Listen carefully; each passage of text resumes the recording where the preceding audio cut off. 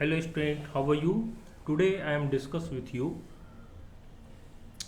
the main concept are and the aggregates of national income. आज हम लोग बात करने वाले हैं कि नेशनल इनकम्स के क्या क्या कॉन्सेप्ट्स हैं या कह सकते हैं कि इनकी क्या अवधारणाएं हैं, इनके बारे में हम लोग बात करेंगे। Main aggregates of the national income are following.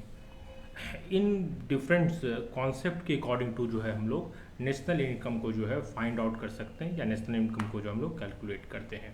The first concept is gross domestic product at a market price. हमारा जो ग्रॉस डोमेस्टिक प्रोडक्ट है इसको मार्केट प्राइस के अकॉर्डिंग टू हम लोग कैलकुलेट कर सकते हैं।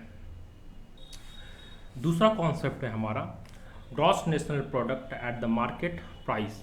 हम लोग ग्रॉस नेशनल प्रोडक्ट को जो है क्या कर सकते हैं कि एक तो डोमेस्टिक प्रोडक्ट के अकॉर्डिंग टू कैलकुलेट कर सकते हैं, दूसरा नेशनल प्रोडक्ट के अकॉर्डिंग टू कैलकुलेट कर सकते हैं। इसको मार्केट प्राइस पर जो है डिटरमाइन करना होगा। तीसरा है net national product at market price.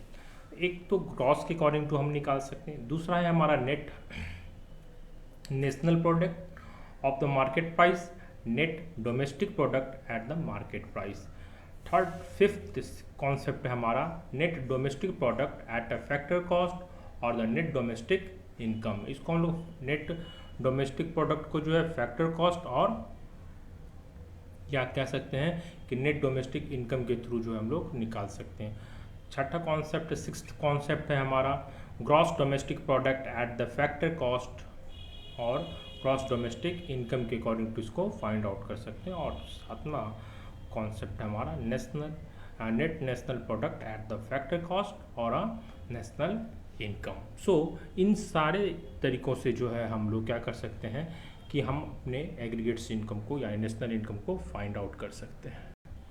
आइए चलिए हम लोग बात करते हैं gross domestic product at the market price. Market price पर हम ग्रॉस डोमेस्टिक प्रोडक्ट को कैसे कैलकुलेट करते हैं। तो gross domestic product GDP in the market value of the final goods and services. जो भी मार्केट वैल्यू है किसका, किसी भी वस्तु का या किसी भी सर्विसेज का, इसको हम लोग प्रोडक्ट को ग्रॉस डोमेस्टिक प्रोडक्ट कहते हैं। यह इंडियन टेरिटरी यानी कह सकते हैं कि भारतीय सीमा के अंदर अगर यह उत्पादन हुआ हो, कंट्री के अंदर हुआ हो, विद इन 1 ईयर, एक पूरे साल के अंदर जो उत्पादन होता है इसको हम लोग क्या बोलते हैं, ग्रॉस डोमेस्टिक प्रोडक्ट कहते हैं। इसमें डिप्रिसिएशंस को भी ऐड करते हैं। Both reside as well as the foreign producer within the domestic territories of our countries. In India, example, there is a many international bank as well as the multinational companies which make the products of the goods and services in the countries. The goods and the domestic product include the market value of the final goods and the services produced by the all such productions। नहीं, अगर मान ली कि कोई विदेशी कंपनियां भी हमारे यहाँ या विदेशी बैंक है जो हमारे यहाँ काम कर रही है, उत्पादन कर रही है, तो उनके इनकम्स को भी यानी उनके प्रोडक्शंस को भी मार्केट प्राइस पर हम जोड़ते हैं, जिससे क्या निकलता है, टोटल हमारा ग्रॉस डोमेस्टिक प्रोडक्ट निकल कर सामने आता है। Gross domestic product is a market value of final goods and the services product during the year with in a domestic territories. किसी भी अगर इकोनॉमिक के अंदर हम इस बात को कंसीडर करें कि ग्रॉस डोमेस्टिक प्रोडक्ट हमको कैसे निकालना है, तो पूरे उत्पादन का, जैसे प्रोडक्शंस एंड सर्विसेज का, इकोनॉमिक एक्टिविटीज़ की बात कर रहे हैं, प्रोडक्शन एंड सर्विसेज को अगर हम जोड़ दें पूरे एक साल के अंदर, जो कि सिर्फ इंडिया के अंदर हुआ हो, नहीं किसी भी कंट्री के टेरिटरी के अंदर यानी उनकी सीमा के अंदर हुआ हो, तो वो क्या कहलाता है, उसका ग्रॉस डोमेस्टिक प्रोडक्ट कहलाता है। इसको हम लोग मार्केट प्राइस पर वैल्यूएट कर सकते हैं। उस समय उस वस्तु या सर्विसेज का, इस उत्पादन का जो बाजार मूल्य होगा या मार्केट प्राइस होगा, उसके अकॉर्डिंग टू हम इसको डिटरमाइन करते हैं। Features of the gross domestic product, इसकी विशेषताएं, इसकी फीचर्स क्या क्या हैं। It is the domestic concept rather than the national concept, therefore it does not include net factor income from the abroad। इसके अंदर जो है इसके अंदर जो है वो घरेलू कह सकते हैं कि जो इंडियन टेरिटरी के अंदर हुआ है, यानी हमारे डोमेस्टिक टेरिटरीज के अंदर जो भी प्रोडक्शंस हुए हैं उनके कॉस्ट को ही शामिल किया जाता है। इसमें एब्रॉड से इनकम, विदेश से आने वाले आय को शामिल नहीं किया जाता।